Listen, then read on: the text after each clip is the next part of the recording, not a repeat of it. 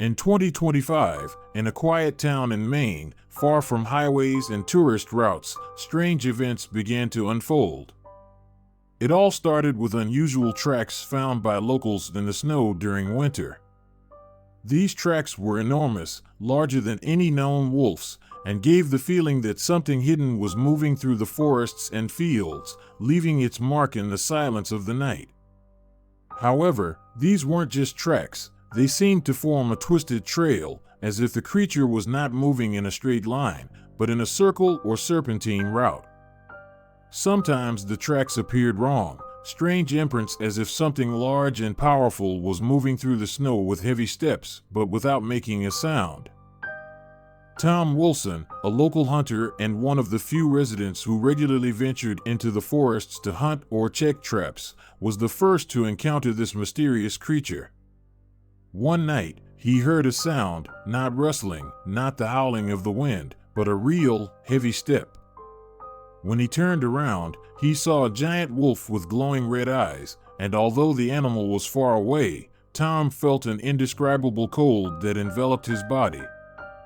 The wolf remained still, its eyes following him, and the longer Tom looked, the more he felt his mind clouded by something supernatural. The next morning, his brother Jim disappeared. He never returned home, and the only trace found was his footprint, vanishing deep into the forest. The town, though peaceful and quiet, was steeped in old myths and stories passed down from generation to generation. One of them, particularly popular among the locals, was the legend of the Black Wolf, a terrifying creature said to appear in the forests of Maine every century to devour the soul of the entire village. According to the legend, the wolf wasn't just an animal. It was an embodiment of ancient evil, created by a curse placed upon the land by a local shaman. It was said that this wolf was deadly, and its spirit would appear to anyone who dared disturb the peace of the forest. Dr. David Martin, a historian and archaeology professor, had long been interested in the ancient cultures of the region. He had heard many stories about the Black Wolf, but had never taken them seriously. However, after Jim's disappearance and several others, Dr. Martin decided to conduct his own research. In his search, he found an old book from the 19th century which mentioned a wolf that brought death and destruction, as well as strange symbols and rituals performed in honor of the creature. With each word he read, Martin began to feel that the legend had deeper roots, and that the Black Wolf was not just a myth, but something far more real and sinister than he had ever imagined. Weeks passed, and the situation in the town grew increasingly tense. More people were disappearing, and those who dared to speak about seeing something strange were ridiculed and looked down upon by their neighbors. However, the number of disappearances continued to rise. Hunters who tried to pass through the forest in search of food simply vanished without a trace. Even the most experienced people, who had worked in the woods all their lives, disappeared as quickly as if they had become part of the mist. The only evidence left were huge wolf tracks leading into the deepest parts of the forest. Sheriff Johnson, trying to make sense of what was happening, organized a search expedition. He personally gathered a group of local hunters and went into the woods to find out what was going on. During a nighttime patrol, the group stumbled upon vast, desolate areas where there were no animals or signs of life. Only broken trees and strange markings scratched into the bark filled them with dread. Suddenly, from the fog, a giant shadow appeared, a terrifying, enormous wolf whose eyes gleamed like fire. At that moment, when the group tried to retreat, one of the hunters was seized by the wolf and disappeared in an instant. The remaining members of the group returned to the town in panic. Sheriff Johnson knew they were facing something far more dangerous than a wild animal. Every day, the fear among the townspeople grew. The forests became cursed places where every sound or movement caused anxiety. Many people began to claim they felt the presence of something strange, something that didn't belong to nature. They heard footsteps but saw no source. Some complained of nightmares where they encountered enormous eyes glowing in the darkness. One by one, the townsfolk became increasingly obsessed with the idea that the wolf wasn't just an animal, it was something ancient, something that could manipulate their minds. Sheriff Johnson, continuing his investigation, discovered strange markings in the deepest parts of the forest, runes and symbols carved into trees that seemed to have no meaning. When he tried to decipher them, he encountered ancient texts describing rituals used to summon the black wolf. These rituals had been performed to protect the village from outside threats, but they had also been the reason the creature had been summoned and could not be banished. Johnson and his team soon realized that this wolf was not merely an animal but a spirit or cursed entity connected to the forests of Maine. After Sheriff Johnson and his team discovered the first clues, they began to realize they were dealing with something far more powerful than a wild animal. With each day, their investigation became more dangerous.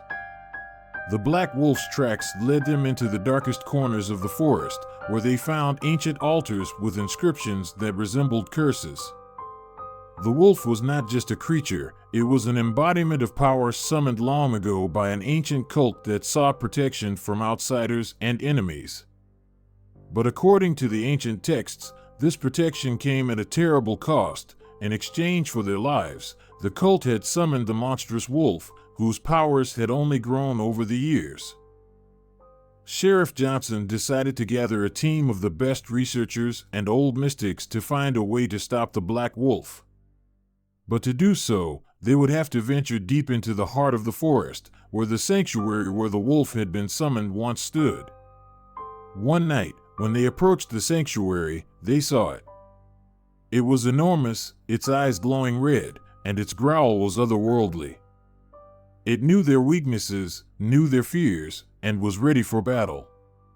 Only one question remained: would anyone survive to uncover the full mystery of the black wolf?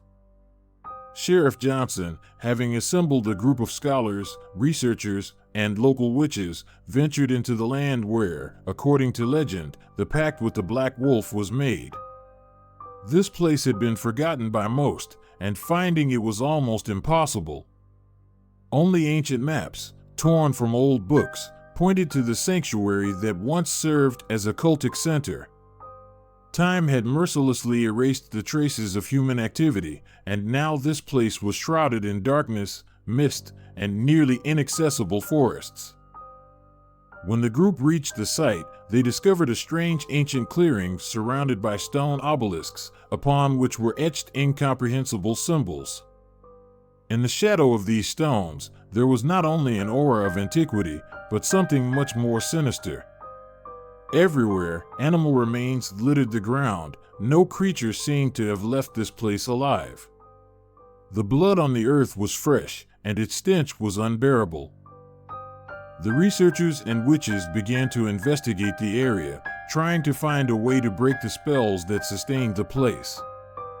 But the deeper they delved into the ritual practices, the more they felt the dark force hidden in this place stirring awake. That night, when the group camped near the sanctuary, they heard terrifying sounds in the forest, growls and crackling noises emanating from the darkness. Suddenly, they felt the ground beneath them tremble, and they realized the curse had been activated. The next morning, after a strange and troubling night when no one in the group could find proper sleep, the situation worsened. The curse of the black wolf had descended upon them, and each of them felt unprotected. While they tried to organize a search and find their way out of the forest, the first attack came. A massive wolf, its eyes burning red like fire, leapt from the shadows of the trees and attacked one of the researchers. He was destroyed in an instant. The other members of the group, despite all their efforts, could not fight back. The black wolf seemed to be a creature that could not be killed. It wasn't just a wolf, it was the embodiment of an evil force with no weaknesses. With each step they took in their attempt to escape, the wolf followed them. They tried to set traps and ambushes, but it was always one step ahead. It seemed that the wolf wasn't merely an animal, but a part of the very nature of the forest. It could be everywhere, in any shadow, in any crack in the earth. For days, the group desperately tried to find a way to rid themselves of this creature. But with each passing day, their strength weakened, and they began to realize they were facing an unimaginable evil. Days passed before the last surviving members of the group managed to make their way to the ancient temple, which, according to legend, held the key to the curse of the Black Wolf. Deep within the temple, among the stone walls, they found inscriptions and drawings dating back over 1,000 years.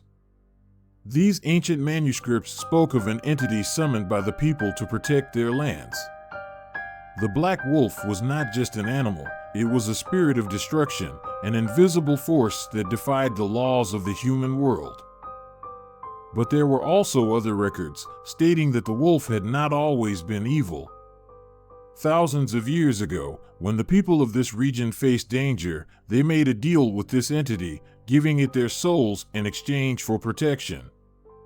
However, as with any pact with dark forces, with each new generation, the power of the Black Wolf grew, and its control over the local forests became increasingly oppressive.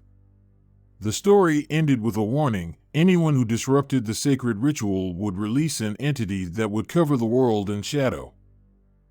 Having gathered all this information, the group decided that the only way to stop the wolf was to find the ancient ritual that could imprison it once again. But they were not only facing the forces of nature and the wolf. The curse began to affect their minds, and each of the survivors felt how their consciousness was under attack. The last chance to stop the Black Wolf lay in the spell found in the temple. It was an ancient magical word that could return the creature to its dwelling.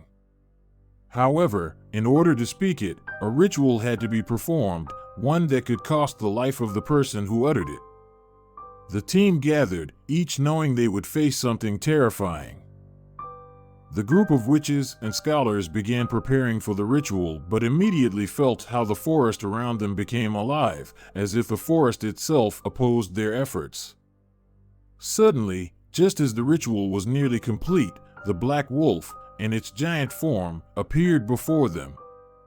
Its eyes blazed with fiery intensity, and its paws were covered in dark, almost unnatural power. The wolf stared at them, and each of them could feel its wrath. The process of the curse was now complete.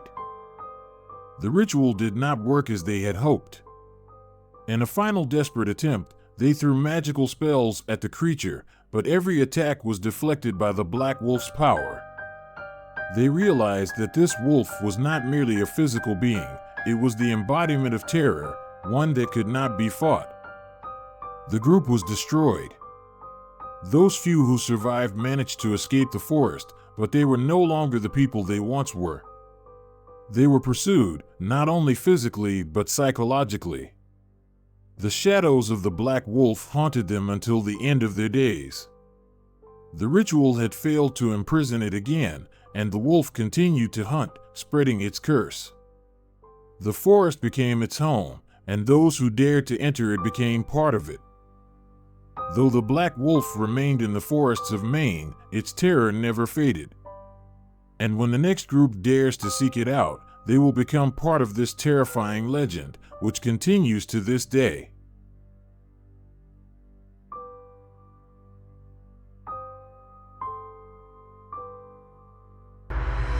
Thanks for watching. Be sure to subscribe to my channel and watch my other videos.